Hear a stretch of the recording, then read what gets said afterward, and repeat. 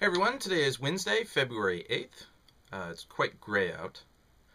I've been playing computer games, video games, what have you, for a very long time. I think I mentioned this a while back. I've been playing them pretty much since 1987 when we got our first computer. For the record, I was 4 years old.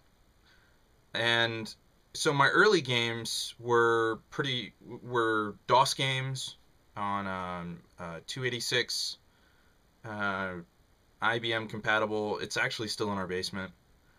And some of my earliest games were Original Civilization,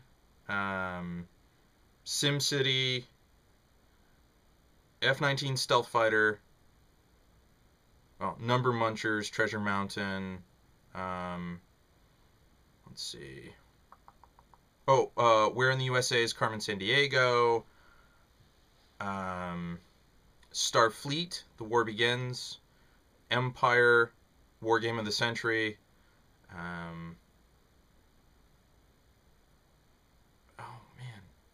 that may be it, but I seem to remember something called Gato and Operation Wolf, and there was some submarine game that might have been one of those. And then there was this old bomber game where you're flying like a World War One, late World War One style plane or early World War Two style propeller plane, and you drop bombs on things, but you could turn around and view the interior of your plane while you were flying because the missions were in real time. So it took you forever to get anywhere. But one of the games that I think had the biggest impact on me as a kid was Starflight. Now, this was an EA game back before I even knew what companies were. And to this day, I still cite it as one of my foundational experiences in gaming.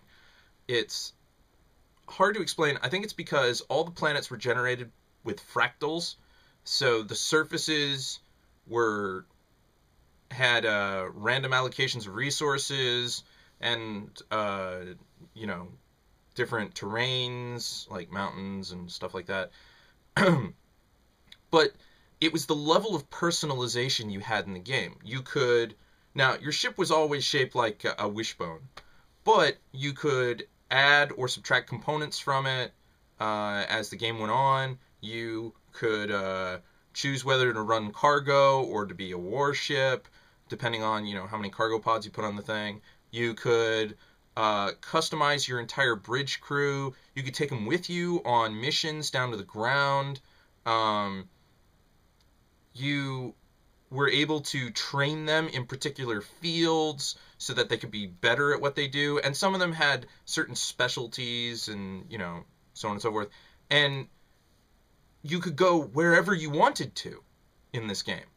It was like the original sandbox game, in my opinion. But there was a time limit. And if you didn't beat the game before this energy wave got to the space station that you were based out of, the game was over. I mean, you either won it or you lost. There was no in between. And there weren't any real moral decisions in there. I think pretty much the most moral decision was, do you try to understand the alien species or do you blow them out of the water? I mean, really, that came down to it. There were portions where, like, you didn't have a choice whether or not to fight something. You just had to run the hell away. And I remember my dad, I would watch my dad play this game. And I was enraptured by the machine and what was on the screen. But I remember distinctly him in the lower left-hand corner of the map or something, the galaxy map, running from these aliens through a nebula. And then he stumbled upon a wormhole of some sort and just kicked him to the other side of the map. And we were like, yes! Just last second save. Incredible. We still have the original map that came with the game. It's beat to all hell because it was originally pinned to the wall. And Dad would take a ruler and he would mark coordinates on it where every wormhole entrance and exit was, because you couldn't necessarily go back the way you came. I think they might have been two ways, but I think a lot of them there were some one ways in there.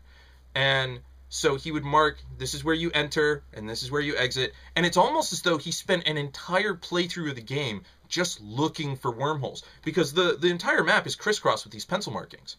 And over time, obviously, the sun coming in through the window across from it, faded it every now and again.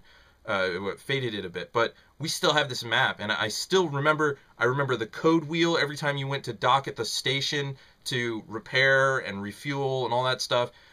I still remember finding the tesseract and the black eggs and planting them on the crystal planet. I remember going back to Earth and finding the ruins of human civilization and saying, well, Earth is good for colonization again. And I mean, this game has stuck with me for the last 25 years, give or take. I think it came out in 86. And it's just hands down one of my most favorite memories of when I started playing games. Is that when I was finally old enough to sit down at the keys of this game, not entirely knowing what I was doing, not only was I terrified to go very far outside of the space station, but I was terrified to not go very far because the time limit that I was aware of in the game. I didn't want to lose it, but I didn't want to get lost because at that point in my life I didn't know very much about maps. But I quickly learned. But yeah, hands down, I want to say Starflight has to be one of my most important influences on my approach to gaming today. And there are games today that you can find that are extremely similar to it. Freelancer has the space exploration / cargo running / running away from bad guys kind of thing going for it. But I mean, there's no guarantee that's going to work anymore. A lot of MMOs are now picking that up. They're starting to feel like it. And I think to an extent, I got a lot of that out of XCOM. The whole landing party, the plotting where you're going. But I don't think there's a single game out there today like Starflight anymore. And it's kind of sad, but I think it's as it should be. There are eras for particular games. And its era was the late 80s. It showed up at just the right time to help me out. Anyways, I gotta go. It's getting close to noon, and there's a tour of the universe in Star Trek Online. Until next time.